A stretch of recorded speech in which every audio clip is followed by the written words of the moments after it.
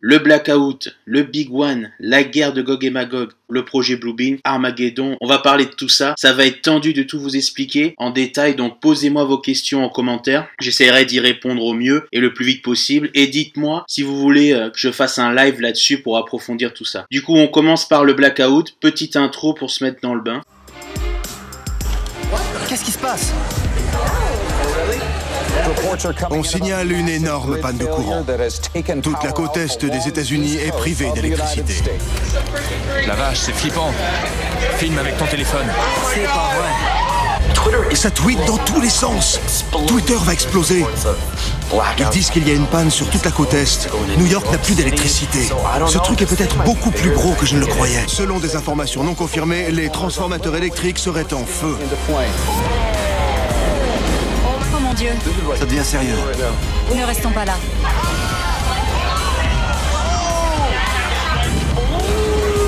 C'est du sérieux. Tout est calme pour l'instant, et ça va pas durer. Excusez-moi, on vient de m'apprendre que les villes de Los Angeles, Las Vegas et San Francisco sont elles aussi touchées.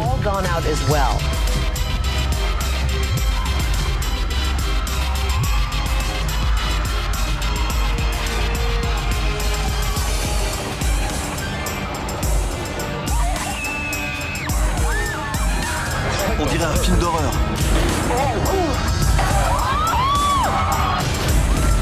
Le pays tout entier est apparemment victime d'une panne de courant.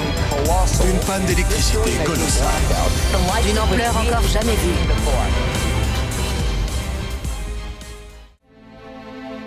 La nuit tombe et le pays est toujours dans le noir. Apocalypse de Jean, chapitre 16. Le 5e versa sa coupe sur le trône de la bête, et son royaume fut couvert de ténèbres, et les hommes se mordaient la langue de douleur. Et ils blasphémèrent le Dieu du ciel, à cause de leurs douleurs et de leurs ulcères, et ils ne se repentirent pas de leurs œuvres. Alors il faut comprendre que le Blackout, le jour où tout ce qui est électrique va disparaître, est annoncé dans la Bible, mais de façon indirecte. Il faut lire entre les lignes et avoir des yeux pour voir. À présent, prenez votre Bible ou tapez dans Google « Bible en ligne » et vous pourrez vous assurer de ce que je dis. Pour les flemmards, je l'affiche à l'écran. Donc c'est parti, Apocalypse chapitre 19, verset 17. On commence par celui-là. Ce verset parle de la guerre d'Armageddon avec l'Antichrist, le faux prophète et ses généraux, plus son armée. Dieu détruit l'armée de l'Antichrist, ou Antéchrist, ou fils du diable. Comme vous le sentez, ne m'embêtez pas avec ça dans les commentaires, c'est pas l'important ici. Et du coup, il ordonne à son ange de faire venir tous les oiseaux du ciel pour dévorer les cadavres de ceux qui ont suivi l'Antichrist. Donc je lis, « Et je vis un ange qui se tenait dans le soleil et qui criait d'une voix forte, disant à tous les oiseaux qui volaient par le milieu du ciel, « Venez, rassemblez-vous pour le grand festin de Dieu, afin de manger la chair des rois, la chair des chefs militaires, des puissants, la chair des chevaux et de ceux qui les montent, la chair de tous, libres, esclaves, petits et grands. Et je vis la bête et les rois de la terre et leur armée rassemblés pour faire la guerre à celui qui était assis sur le cheval et à son armée. » Ici, c'est Jésus le Messie. Remarquez qu'ici, l'Antichrist et ou son armée montent des chevaux. Étrange vu l'équipement moderne d'aujourd'hui, et ici ce sont des vrais chevaux vu que leur chair est dévorée par les oiseaux. Donc ce n'est pas une métaphore de gens, c'est réellement des chevaux. On continue, Zacharie 14 maintenant. « Je rassemblerai toutes les nations pour qu'elles attaquent Jérusalem. La ville sera prise, les maisons seront pillées et les femmes violées. La moitié de la ville ira en captivité, mais le reste du peuple ne sera pas exterminé de la ville. L'Éternel paraîtra et il combattra ces nations comme il combat au jour de la bataille. Ses pieds se poseront en ce jour sur la montagne des Oliviers, qui est vis-à-vis de Jérusalem du côté de l'Orient. La montagne des Oliviers se fendra par le milieu. » Tout ça nous parle d'Armageddon, du jour de la guerre de Dieu contre l'Antichrist et le retour de Jésus sur le mont des Oliviers. C'est important que vous ne perdiez pas le fil parce qu'on va passer de verset en chapitre, donc n'hésitez pas à revenir en arrière ou de me poser des questions dans les commentaires ou en message privé sur notre page Facebook 7actu TV. Bref, plus bas, au verset 6, du coup, « En ce jour-là, il n'y aura point de lumière. » C'est ça les 3 jours de ténèbres à la toute fin, juste avant la guerre ultime et le dévoilement de Dieu. Pour ceux qui m'avaient posé des questions, j'ai pas oublié de vous répondre. Et il y aura du froid et de la glace. Normal, 3 jours sans soleil va vite faire froid. Ce sera un jour unique, connu par l'Éternel, et qui ne sera ni jour ni nuit. Ni jour ni nuit, c'est le fameux soleil noir. Et là, je parle pas de la crème solaire, mais plutôt du soleil noir nazi comme le pendentif de Shakira, ou plus bibliquement appelé le soleil noir comme un sac de grains. Mais vers le soir, la lumière paraîtra. Voilà, c'est la fin de phrase qui vous permet de savoir la plage horaire de la journée d'Armageddon où Dieu se révélera sans bien sûr savoir ni le jour ni l'heure. Ne m'embêtez pas avec ça dans les commentaires, c'est épuisant. Maintenant qu'on a bien compris le contexte de Zacharie 14, maintenant le verset 12, voici la plaie dont l'Éternel frappera toutes les nations qui auront combattu contre Jérusalem. Leur chair tombera en pourriture tandis qu'ils seront sur leurs pieds. Leurs yeux tomberont en pourriture dans leurs orbites et leur langue tombera en pourriture dans leur bouche. La plaie frappera de même les chevaux, les mulets, les chameaux, les ânes et toutes les bêtes qui seront dans leur camp. Cette plaie sera semblable à l'autre. Encore une fois, je trouve bizarre ici d'utiliser des chevaux, des mulets, des chameaux, des ânes pour une armée. Même pour une parade, c'est pas terrible, ça donne l'impression qu'on est retourné au Moyen-Âge. Petite parenthèse, avant d'attaquer Gog et Magog, regardez le verset 16, 17 et 18. Donc je lis, « Tous ceux qui resteront de toutes les nations venues contre Jérusalem monteront chaque année pour se prosterner devant le roi, l'Éternel des armées, et pour célébrer la fête des tabernacles. S'il y a une famille de la terre qui ne monte pas à Jérusalem pour se prosterner devant le roi, l'Éternel des armées, la pluie ne tombera pas sur elle. » Plus bas dans le verset, « Elle sera frappée de la plaie dont l'Éternel frappera les nations, qui ne monteront pas pour célébrer la fête des tabernacles. » Voilà, à tous les chrétiens qui pensent qu'on n'a pas à pratiquer les fêtes de Dieu parce que un soi-disant pasteur vous a dit que Jésus a enlevé tout ça, alors que Jésus lui-même pratiquait les fêtes, et qu'il a dit lui-même dans Matthieu 5, verset 18, « Ne croyez pas que je sois venu abolir la loi ou les prophètes, je suis venu non pour abolir mais pour accomplir, car je vous le dis en vérité, tant que le ciel et la terre ne passeront point, il ne disparaîtra pas de la loi un seul iota, un seul trait de lettre jusqu'à ce que tout soit arrivé. » La question est, est-ce que vous avez la sensation que le ciel et la terre sont passés? Est-ce que tout est déjà arrivé? Que toutes les prophéties de la Bible se soient accomplies, même celles qui doivent se passer après le millénium? Je ne crois pas. Et d'ailleurs, la première loi du millénium qu'on entend parler, l'une des premières règles que Dieu réinstaure, c'est le respect de la fête des tabernacles, sous peine de sanctions. Mais continuons à croire ces délires de pasteurs ignorants qu'on n'a pas à célébrer les fêtes de Dieu. Bref, Gog et Magog maintenant. Donc, Ézéchiel chapitre 38, verset 2. « Fils de l'homme, tourne ta face vers Gog, au pays de Magog, vers le prince de Roche, Méchec et Toubal, et prophétise contre eux. » Alors, ça va vous paraître étrange, mais la guerre de Gog et Magog, c'est la guerre d'Armageddon. Tout va s'éclaircir après la fin de la prophétie de Gog et Magog au chapitre 39.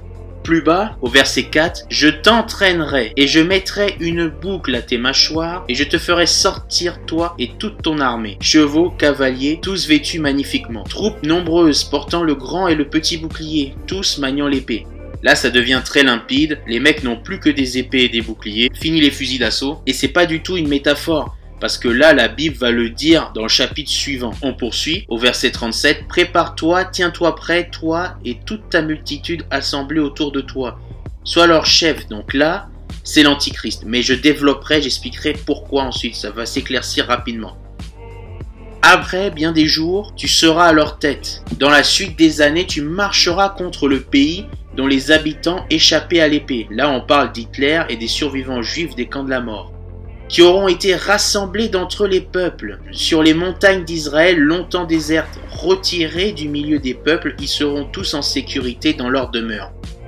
Là, c'est le pays d'Israël qui a été créé en un jour, le 14 mai 1948, comme le dit la prophétie d'Ésaïe chapitre 66 verset 8, qui a jamais entendu pareille chose, qui a jamais vu rien de semblable. Un pays peut-il naître en un jour? Une nation est-elle enfantée d'un seul coup? À peine en travail, Sion a enfanté ses fils. On continue. Tu monteras, tu t'avanceras comme une tempête, tu seras comme une nuée qui va couvrir le pays, toi et tes troupes, et les nombreux peuples avec toi. Ainsi parle l'Éternel, en ce jour-là, des pensées s'élèveront dans ton cœur, et tu formeras des mauvais desseins. Donc c'est toujours l'Antichrist. Juste en dessous, le verset 11, tu diras... Je monterai contre un pays ouvert, je fondrai sur des hommes tranquilles en sécurité dans leur demeure, tous dans des habitations sans murailles et n'ayant ni verrou ni porte. Posez-vous la question, est-ce que Israël est en paix, en sécurité, au point d'avoir aucune muraille aujourd'hui? Bien sûr que non, mais cela arrivera après que l'Antichrist et ses collaborateurs aient ramené la paix dans la région, comme le dit le prophète Daniel dans le chapitre 9, verset 27. Il fera, en parlant de l'Antichrist, une solide alliance avec plusieurs pour une semaine, donc 7 ans. Et durant la moitié de la semaine, il fera cesser les sacrifices et l'offrande donc à Jérusalem. Le dévastateur commettra les choses les plus abominables. On continue. Alors tu, l'Antichrist, partiras de ton pays, des extrémités du septentrion ou du nord, c'est la même chose, d'où le nom de roi du nord à la Jon Snow, dans Game of Thrones. Et dans le livre du prophète Daniel, chapitre 11, regardez,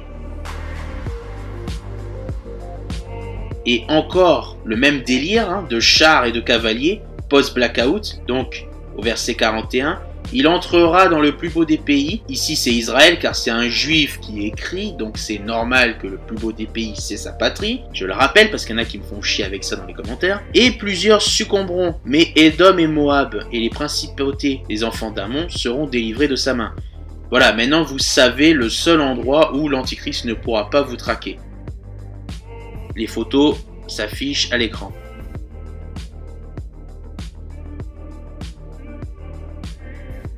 On revient sur Ézéchiel maintenant, qu'on avait quitté sans finir. Toi et de nombreux peuples avec toi, tous montés sur des chevaux, une grande multitude, une armée puissante. Voilà, encore un clin d'œil flagrant au blackout. Où avez-vous vu une armée aujourd'hui à cheval? C'est ridicule. Verset 16, tu t'avanceras contre mon peuple d'Israël, comme une nuée qui va couvrir le pays. Dans la suite des jours, je te ferai marcher contre mon pays, afin que les nations me connaissent, quand je serai sanctifié par toi sous leurs yeux, ô Gog.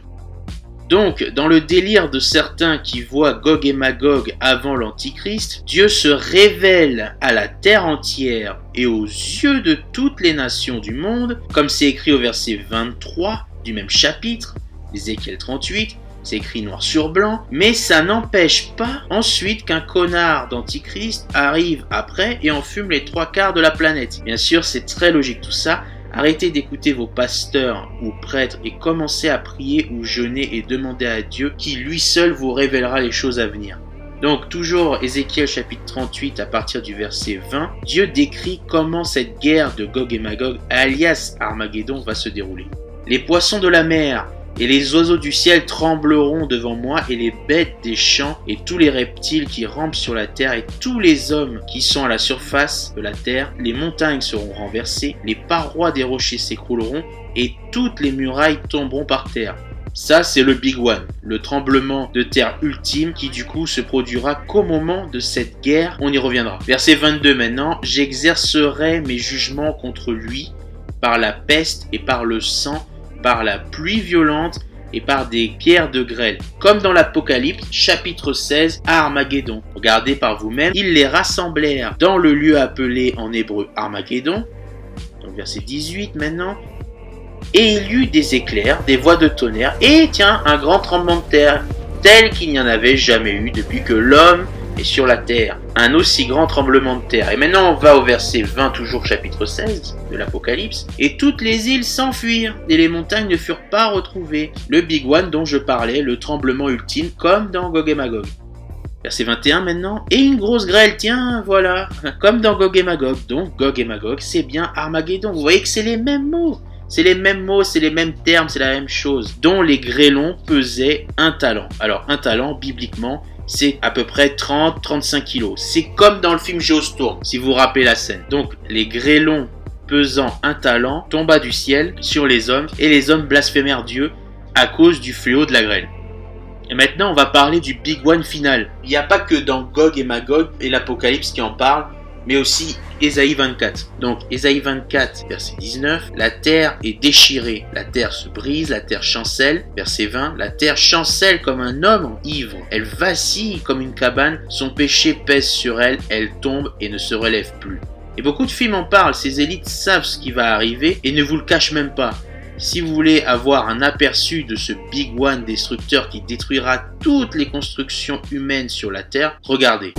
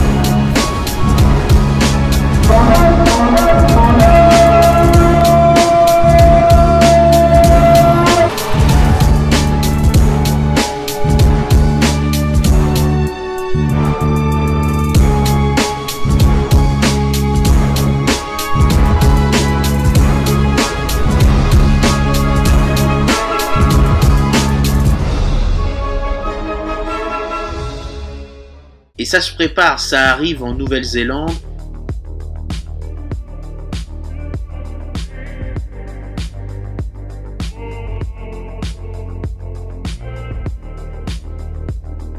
À Cusco au Pérou. Pasó lo que más se temía.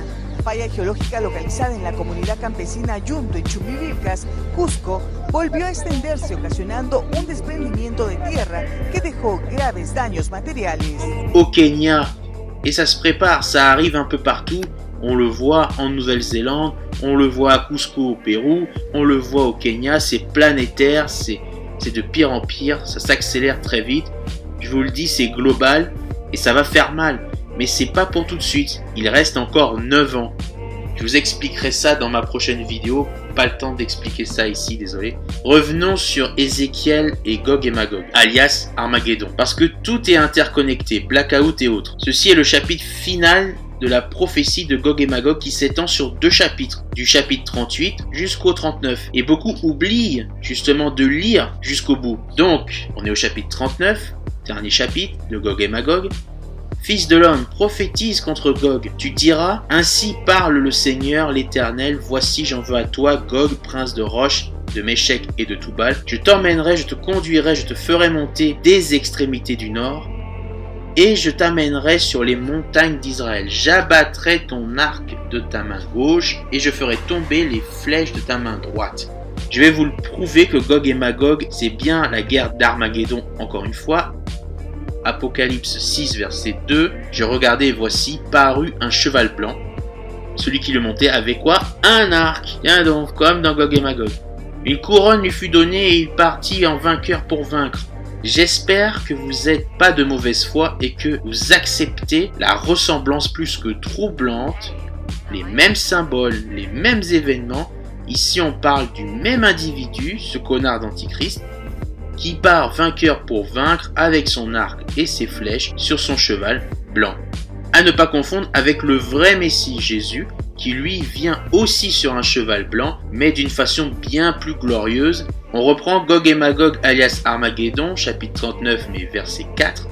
Tu tomberas sur les montagnes d'Israël, toi et toutes tes troupes, et les peuples qui seront avec toi, aux oiseaux de proie, et à tous ceux qui a des ailes, et aux bêtes des champs je te donnerai pour pâture. Maintenant, mettez ça en parallèle avec Apocalypse 19, et je vis un ange qui se tenait dans le soleil et qui cria d'une voix forte en disant à tous les oiseaux qui volaient par le milieu du ciel, venez, rassemblez-vous pour le grand festin de Dieu afin de manger quoi? La chair des rois, des chefs militaires, des puissants, des chevaux, et etc. Vous voyez que c'est les mêmes bails, c'est les mêmes événements, sauf que dans l'Apocalypse, on donne le lieu exact du combat, c'est-à-dire Armageddon. Et rien que cette petite info, en plus, a fait délirer des millions de croyants qui ont donc cru qu'il s'agissait de 2 guerres différentes. Mais ne vous y trompez pas, il s'agit d'une seule guerre. Une seule grande guerre. Maintenant, le final de la prophétie de Gog et Magog qui, hors de tout doute, nous révèle qu'un blackout va se produire. Donc, voici, ces choses viennent, elles arrivent, dit le Seigneur l'Éternel. C'est le jour dont j'ai parlé. Donc là, si je ne l'ai pas dit, on est toujours dans Ézéchiel. Ézéchiel, chapitre 39. Alors les habitants des villes d'Israël sortiront, ils brûleront et livreront aux flammes les armes, les petits et les grands boucliers, les arcs et les flèches, les piques et les lances, et ils feront du feu pendant 7 ans. Et ils ne prendront point de bois dans les champs, et ils n'en couperont point dans la forêt, car c'est avec les armes qu'ils feront du feu. Vous voyez que ce n'est pas une métaphore, c'est vraiment une armée avec des arcs et des flèches, des lances, puis avec le bois on fait du feu pendant 7 ans, ce qui prouve bibliquement qu'à la fin le blackout va se produire et faire basculer le monde vers le Moyen-Âge. Et soit dit en passant, un pays entier qui fait du feu pendant 7 ans, rien qu'avec les lances, les flèches, etc. Ça vous montre à quel point cette armée de l'Apocalypse, d'Armageddon, de Gog et Magog sera nombreuse. Ça en défie l'imagination, à l'image de l'armée de Xerxès dans le film 300 par exemple. Un tremblement de terre. Non, mon ami. Les Perses marchent vers nous.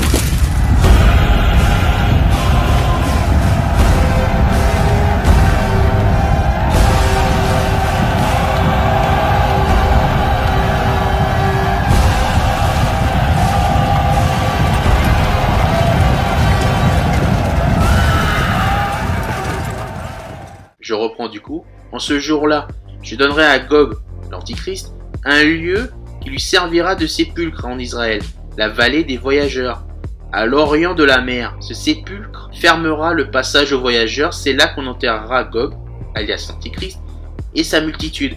Et on appellera cette vallée la vallée de la multitude de Gog. Donc, chapitre 39, verset 12, la maison d'Israël les enterrera afin de purifier le pays, et cela durera 7 mois. Ça vous montre le monde de fous que l'Antichrist aura enfumé pour qu'il rejoigne son armée, vu que ça va durer 7 mois de tous les enterrer. Et pour finir avec le blackout, démontré de façon biblique indéniable, c'est que les élites eux-mêmes le savent et ne cachent rien du tout à ceux qui ont des yeux pour voir. Regardez par exemple la série Révolution. What is going on? We don't have much time. Benjamin, what's up? Where have you been?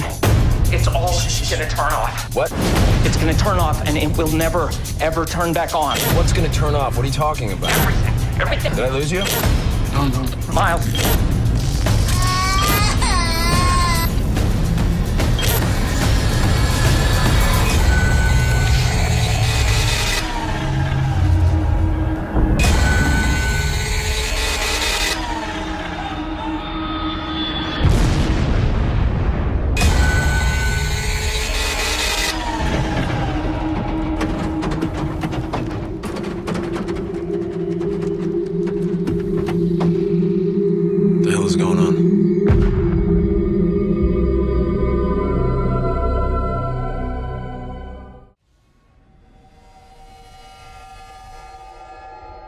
Alors vous qui m'écoutez, si vous êtes encore là, c'est que vous êtes croyant et que vous voyez par vous-même que je n'invente rien. Et vous vous demandez donc maintenant quand cela arrivera. Quand pourrais-je jeter mon Samsung ou mon MacBook au fond du lac sans regret?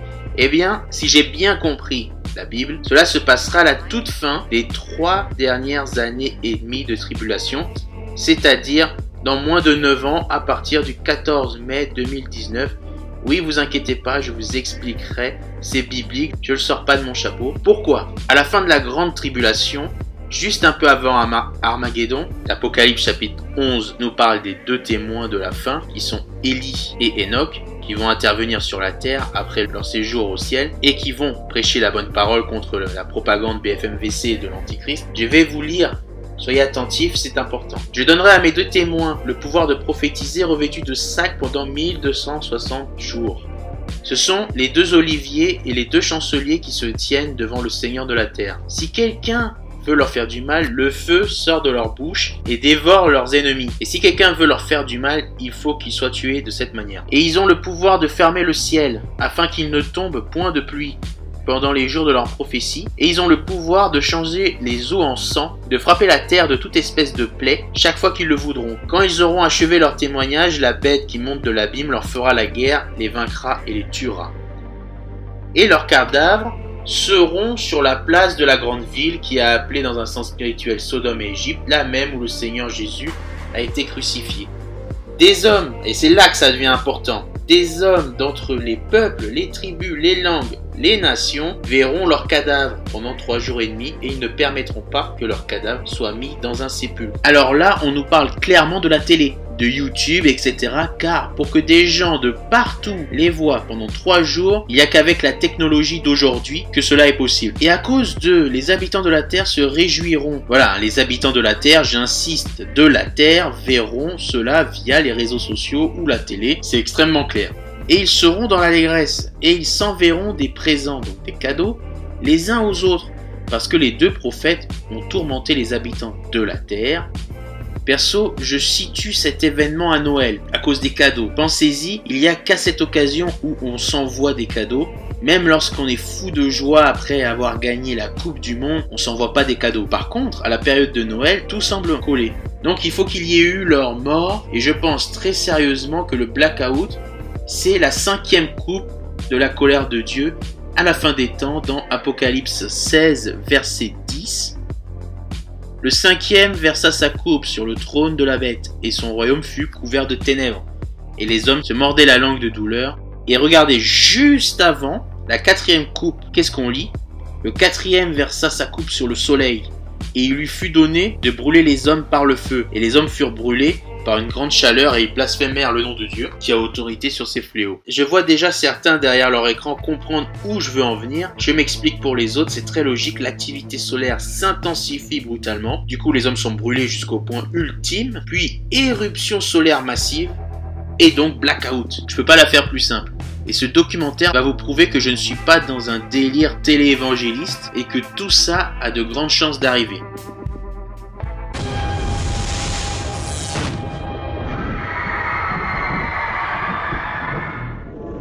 À 150 millions de kilomètres de la Terre, la surface du Soleil projette d'énormes quantités de lumière et de chaleur dans l'espace. De temps en temps, il se produit de gigantesques éruptions qui projettent des ondes jusque dans notre atmosphère. Ce phénomène n'a habituellement aucune conséquence sur nous. Mais dans des conditions très particulières, ces ondes provoquent sur Terre une tempête magnétique qui, en touchant les grands réseaux électriques, pourrait déclencher une panne d'électricité mondiale.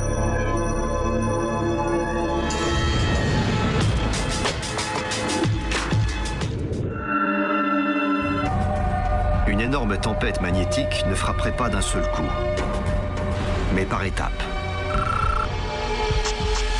Les particules qui précèdent la tempête magnétique ne mettraient que 8 minutes pour arriver jusqu'à nous. Les avions de ligne se retrouveraient en danger. Les rayons X transportés par l'éruption empêchent toute communication radio.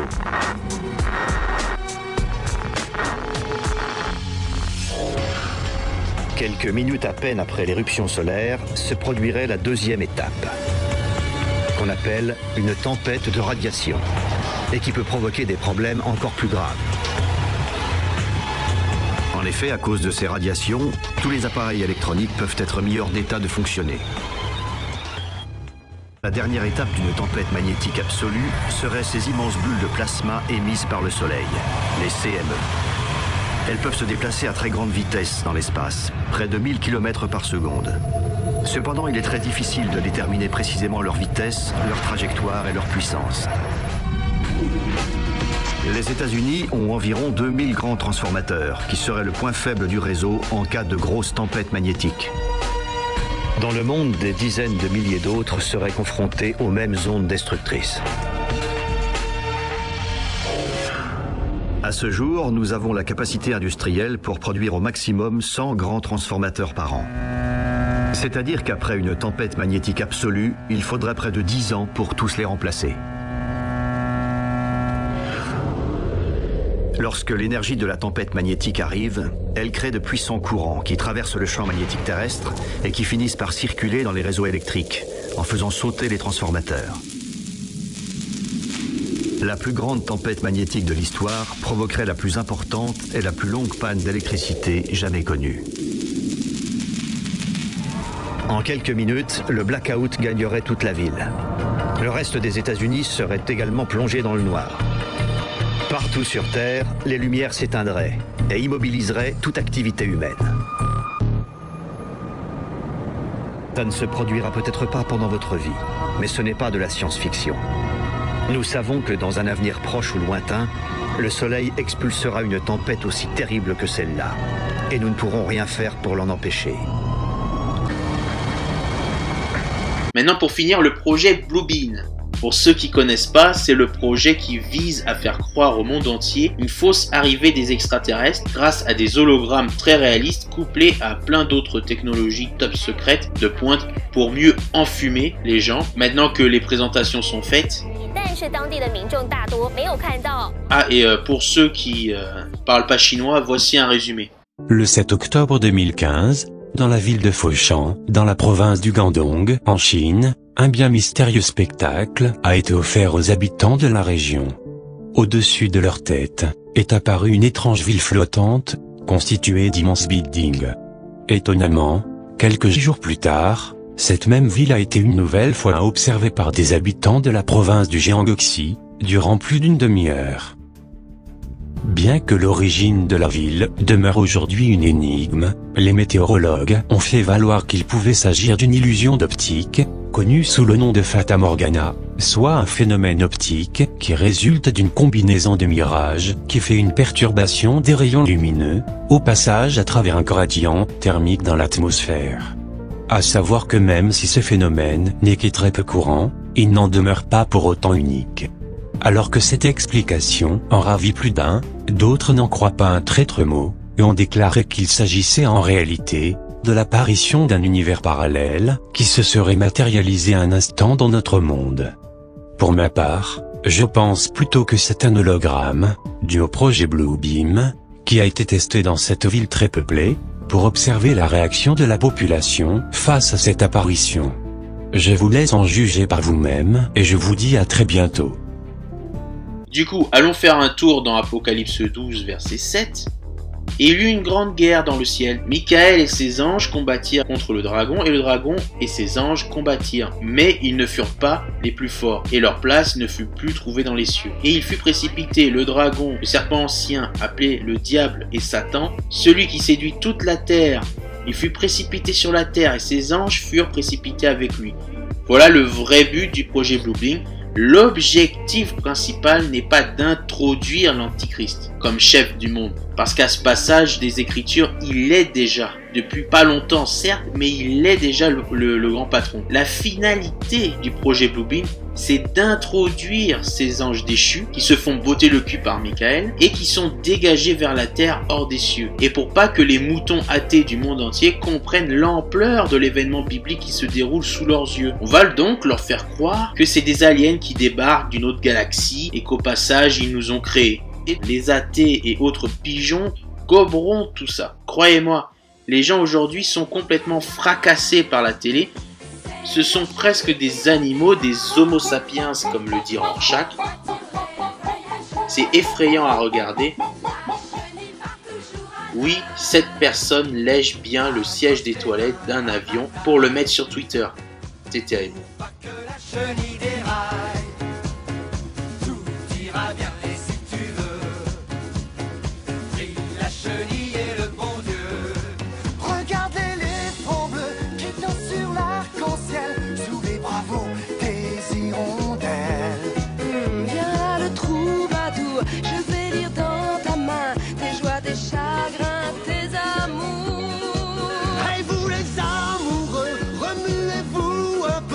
Attention, image choquante dans 4 secondes, préparez-vous mentalement. Voilà, contempler le progrès du genre humain, c'est désespérant. Tout ça pour dire que ces gens goberont tout. Ces gens goberont tout ce que le système leur dira de croire, du moment qu'à la télé, un expert avec une jolie blouse blanche le leur explique. Puisqu'ils ont déjà gobé SpaceX, je vois pas pourquoi ils ne gommeraient pas ça.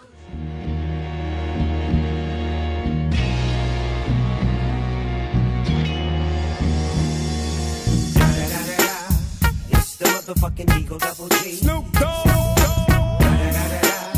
You know I'm mobbing with the D. Weed every day.